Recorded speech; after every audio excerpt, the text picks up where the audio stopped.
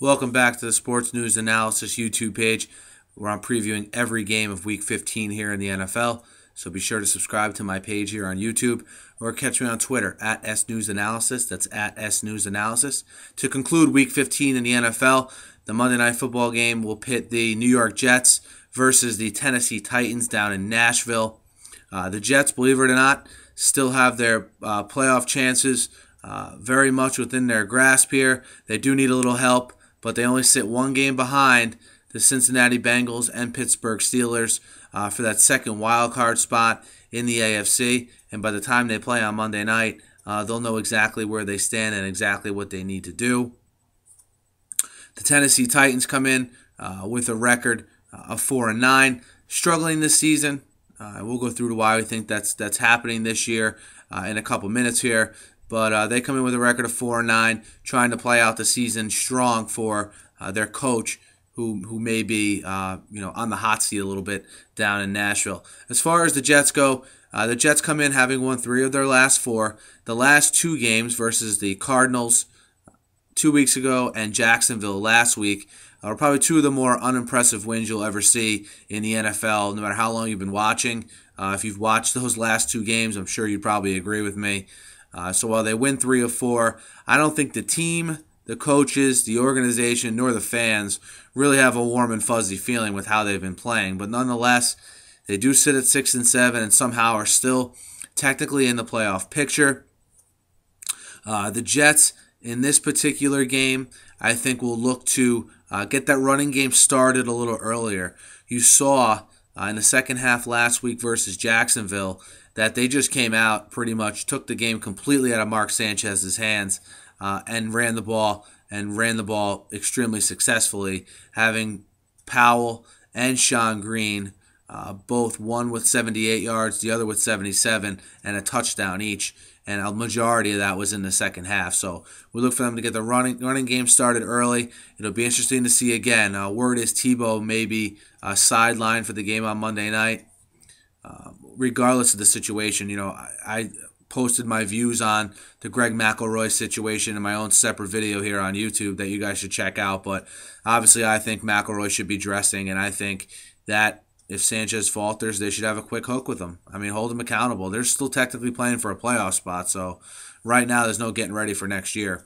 And then on defense, I look for the Jets to totally shut down Jake Locker and the Titans' passing game. The Titans do have a pretty good young core of receivers, but the problem they're having now is, their quarterback is a little bit behind where their receivers are. He's still in the maturation process.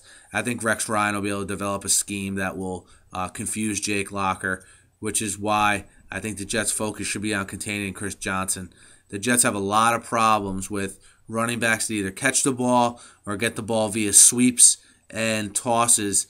They have a lot of trouble on the outside. Their linebackers are not fast, whether it's Bart Scott, whether it's Calvin Pace, Brian Thomas. David Harris is mostly in the middle, but even him, he's not that fast.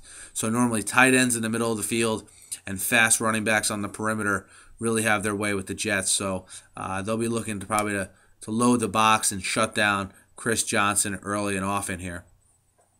As far as the Titans go, look, the Titans are 4-9. I think people probably didn't expect too much out of the Titans last year. The Titans were in the playoff mix last year until the last week of the season, but that was with Matt Hasselbeck, a more veteran quarterback. When they made the switch to Jake Locker, I think the fans, and I know I kind of adjusted my expectations for this team. Not surprised to see them at 4-9. I think Locker has showed glimpses. I think he's like a typical young quarterback. His completion percentage is very low. He's prone to the big turnover. So we'll see how he reacts against a Rex Ryan defense. Now, are the Jets the vaunted defense that they were 2 or 3 years ago? I personally don't think they are, but 2 things they are. They're very good against the pass, and usually against young quarterbacks, Rex can develop a scheme to kind of get to them and confuse them. And that's why I think it's imperative for the Titans to get Chris Johnson going early. Get Chris Johnson in one of those rhythms. Get him on the edge, whether it be via obviously running the ball, screen passes, whatever. I think that is going to be very vital to their success or failure in this particular game.